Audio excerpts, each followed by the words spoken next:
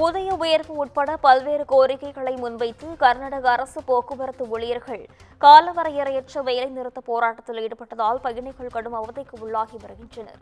இதுகுறித்தான முழுமையான விவரங்களுடன் செய்தியாளர் பாஸ்கர் இணைப்பில் இருக்கிறார்.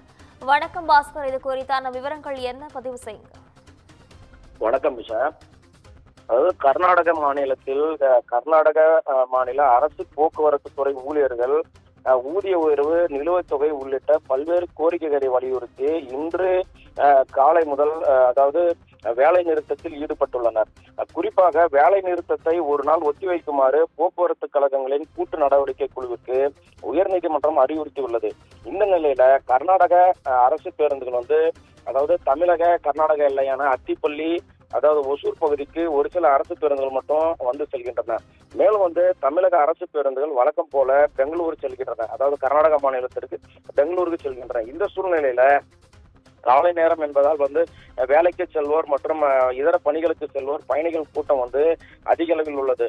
மேலும் இதன் காரணமாக தமிழக அரசு பேருந்துகளில் பயணிகள் அதிக அளவு முன்னெடுத்துக் கொண்டு செல்கின்றனர். நிஷா. பாஸ்கர், விவரங்களுக்கு நன்றி.